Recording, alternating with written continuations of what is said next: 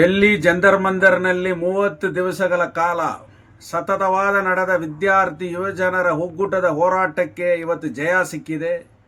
ಈ ದೇಶದಲ್ಲಿ ನೀಟ್ ವ್ಯವಸ್ಥೆಯನ್ನು ಜಾರಿ ಮಾಡಬಾರದು, ಅದನ್ನು ಅಬಾಲಿಷನ್ ಮಾಡಬೇಕು, ಸ್ಕ್ರ್ಯಾಪ್ ಮಾಡಬೇಕಂತ ಸತತವಾಗಿ ಹಲವಾರು ವರ್ಷಗಳಿಂದ ನಡೆದಂಥ ಹೋರಾಟಕ್ಕೆ ಇವತ್ತು ಜಯ ಸಿಕ್ಕಿದೆ.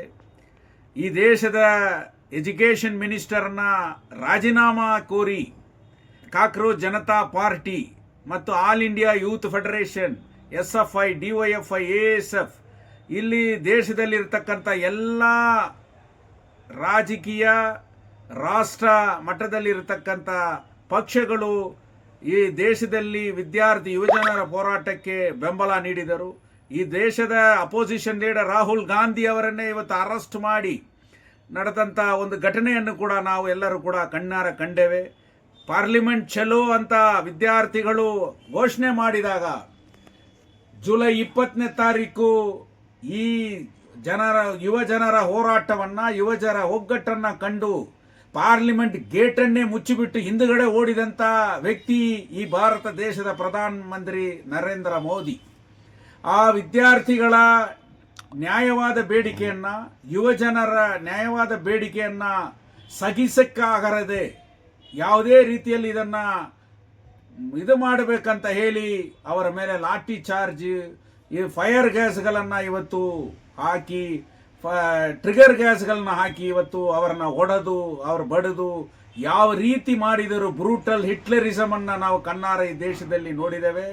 ಅದರ ಅಂಗವಾಗಿ ಏನು ಪ್ರೊಫೆಸರ್ ಸೋಮನ್ ಅವರನ್ನು ಕೂಡ ಯಾವ ರೀತಿ ಅವರನ್ನು ಅರೆಸ್ಟ್ ಮಾಡಿ ಹಾಸ್ಪಿಟಲ್ ಕಳಿಸಿದ್ರು ಅಂತ ಕೂಡ ನಾವು ನೋಡಿದ್ದೇವೆ. AYF, SFI, DYFI ಯುವಕರುಗಳನ್ನು ಯಾವ ರೀತಿ ಹೊಡೆದರು ಅನ್ನೋದನ್ನು ನಾವು ಇವತ್ತು ಮಹಿಳೆಯರಂತ ಕೂಡ ನೋಡಿಲ್ಲ. ಅಂಥ ಕ್ರೂರವಾದ ಒಂದು ಹೋರಾಟ ಅವನ್ನು ಡಿಸ್ಟರ್ಬ್ ಮಾಡಿದಂಥ ಸರ್ಕಾರ, ಕೇಂದ್ರ ಸರ್ಕಾರ.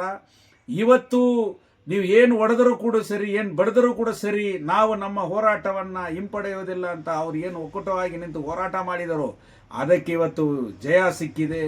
ಇವತ್ತು ಎಜುಕೇಷನ್ ಮಿನಿಸ್ಟರ್ ಧರ್ಮೇಂದ್ರ ಪ್ರಧಾನ್ ಅವರನ್ನು ಇವತ್ತು ರಾಜೀನಾಮೆ, ಸಂವಿಧಾನದ ಹಕ್ಕು ಆರ್ಟಿಕಲ್ 19, ಸಂವಿಧಾನದ ಹಕ್ಕು ಆರ್ಟಿಕಲ್ 21, ಇವತ್ತು ಹೋರಾಟ ಮಾಡಿ ನ್ಯಾಯವನ್ನು ಏನಾದರೂ ತಡೆ ಮಾಡಿದರೆ ಅದನ್ನು ಸುಪ್ರೀಂ ಕೋರ್ಟಲ್ಲಿ ಹೋಗಿ ಕ್ವಶನ್ ಮಾಡತಕ್ಕಂಥ ಆರ್ಟಿಕಲ್ 32. ಈ ರೀತಿಯಲ್ಲಿ ಸಂವಿಧಾನದಲ್ಲಿ ಇರತಕ್ಕಂಥ ಬಲ, ಸಂವಿಧಾನದಲ್ಲಿರ್ತ ರಕ್ಷಣೆಯನ್ನು ಇವತ್ತು ಹೋರಾಟಕ್ಕೆ ಮುಂದಿಟ್ಟರು. ಜೈ ಭೀಮ್ ಲಾಲ್ ಸಲಾಂ, ಲಾಲ್ ಸಲಾಂ ಜೈ ಭೀಮ್ ಅಂತ ಬಾಬಾ ಸಾಹೇಬ್ ಅಂಬೇಡ್ಕರ್ ಅವರ ಸಂವಿಧಾನವನ್ನು ಎತ್ತು ಹೋರಾಟವನ್ನು ಮಾಡಿದರು. ಆದರೆ ಆ ಕೂಗಿಗೆ ಇವತ್ತು ಬೆಲೆ ಸಿಕ್ಕಿದೆ. ಈ ದೇಶದಾದ್ಯಂತ ಹೋರಾಟಕ್ಕೆ ಇವತ್ತು ಬೆಲೆ ಸಿಕ್ಕಿದೆ. ಹೋರಾಟದ ಹಾದಿಯಲ್ಲಿ ಮಾತ್ರನೇ ಈ ದೇಶವನ್ನು ನಾವು ಕಾಪಾಡೋಕ್ಕಾಗತ್ತೆ ಅಂತ ಹೇಳಿ ಏನು ಭಗತ್ ಸಿಂಗ್ ಅವರ ಚಿಂತನೆ, ಸೇಗೋರ್ ಅವರ ಹೋರಾಟ ದಾರಿ, ಬಾಬಾ ಸಾಹೇಬ್ ಅಂಬೇಡ್ಕರ್ ಅವರ ಕಾನ್ಸ್ಟಿಟ್ಯೂಷನಲ್ ಇವತ್ತು ಯಾವ ರೀತಿಯಲ್ಲಿ ಭದ್ರತೆಗಳನ್ನು ಇಟ್ಟು ಇವತ್ತು ಹೋರಾಟ ಮಾಡಿದರು. ಅದರ ವಿರೋಧ ಪಕ್ಷಗಳು ಎಲ್ಲರೂ ಸೇರಿ ಒಂದೇ ಧ್ವನಿಯಲ್ಲಿ ಧರ್ಮೇಂದ್ರ ಪ್ರಧಾನ್ ರಾಜೀನಾಮಾ ಕೊಡಬೇಕು, ಈ ದೇಶದಲ್ಲಿ ನೀಟ್ ಪದ್ಧತಿಯನ್ನು ಸ್ಕ್ರ್ಯಾಪ್ ಮಾಡಬೇಕಂತ ಏನು ಘೋಷಣೆ ಇಟ್ಟರು, ಅದಕ್ಕೆ ಇವತ್ತು ಜಯ ಸಿಕ್ಕಿದೆ. ಇದು ಫಸ್ಟ್ ಸ್ಟೆಪ್. ಇದೇ ರೀತಿಯಲ್ಲಿ ಈ ದೇಶದಲ್ಲಿ ಹೋರಾಟವನ್ನು ಮುಂದಿಡಬೇಕು. ಕಾರ್ಮಿಕರ, ರೈತರ ವಿರೋಧಿ ಸರ್ಕಾರ ಕಾನೂನುಗಳನ್ನು ತಂದು ಇವತ್ತು ಈ ದೇಶವನ್ನೇ, ಪಬ್ಲಿಕ್ ಸೆಕ್ಟಾರನ್ನೇ ಹಾಳು ಮಾಡ್ತಾ ಇದ್ದಾರೆ. ಇದರ ಎಲ್ಲ ರೀತಿಯಲ್ಲಿ ಹೋರಾಟ ಬಂದು ಕೂಡಲೇ ಕೇಂದ್ರ ನರೇಂದ್ರ ಮೋದಿ ಸರ್ಕಾರವನ್ನು ನಾವು ಬೀಳಿಸಬೇಕಂತ ಹೇಳಿ ಭಾರತ ಕಮ್ಯುನಿಸ್ಟ್ ಪಕ್ಷದ ವತಿಯಿಂದ ನಾನು ಈ ಬೇಡಿಕೆಯನ್ನು ಇಡ್ತಾ ಇದ್ದೀನಿ. ವಿದ್ಯಾರ್ಥಿ ಯುವಜನರ ಒಕ್ಕೂಟದ ಹೋರಾಟಕ್ಕೆ ಇವತ್ತು ಜಯ ಸಿಕ್ಕಿದೆ ಅಂತ ಹೇಳಿ ನಾವು ಕೂಡ ಹೆಮ್ಮೆ ಪಡ್ತಾ ಇದ್ದೀವಿ. ಅದೇ ಸಂದರ್ಭದಲ್ಲಿ ಇನ್ನು ಮುಂದೆ ಕೂಡ ನಾವು ಆ ರೀತಿಯಲ್ಲಿ ಹೋರಾಟ ಮಾಡಬೇಕಂತ ಹೇಳಿ ಜೈ ಭೀಮ್, ಲಾಲ್ ಸಲಾಂ, ಇನ್ಕುಲಾಬ್ ಜಿಂದಾಬಾದ್.